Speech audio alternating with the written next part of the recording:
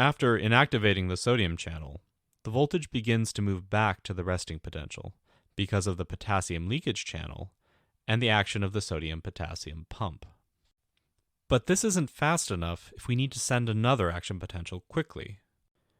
If we want to accelerate the falling phase, we want another mechanism, a way to increase the potassium current to restore the resting potential. Thus, we introduce an additional player, the voltage-gated potassium channel. This channel is largely responsible for the falling phase. Just as how in the rising phase, sodium rushed inwards to approach its Nernst potential, now potassium rushes outward to restore the membrane potential closer to the potassium Nernst potential of -80 millivolts. These voltage-gated potassium channels are also known as delayed rectifier channels. This name describes the delayed kinetics relative to the rapid activation of the voltage-gated sodium channels, and the behavior of the channel in rectifying the membrane voltage back to the resting potential. We can see the delay in the potassium conductance plot relative to the sodium conductance plot. This delay is essential to making an action potential possible. If the voltage-gated potassium channels opened at the same time as the sodium ones, then you would have no net change in membrane potential because the ions would simply swap places.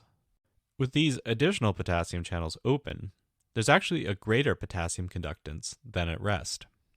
This is why we actually see a dip below the normal resting potential after the falling phase.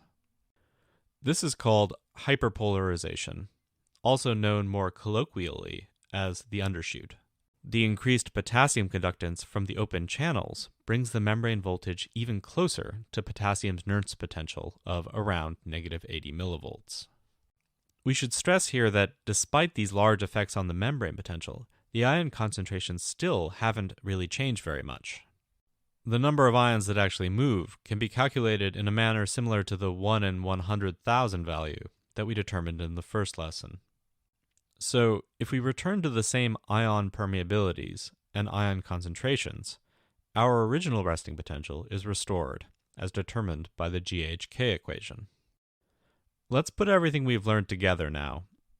We've put the voltage-gated sodium and potassium channels into the membrane, and we'll plot the conductances for sodium and potassium, and we'll plot the currents for sodium and potassium.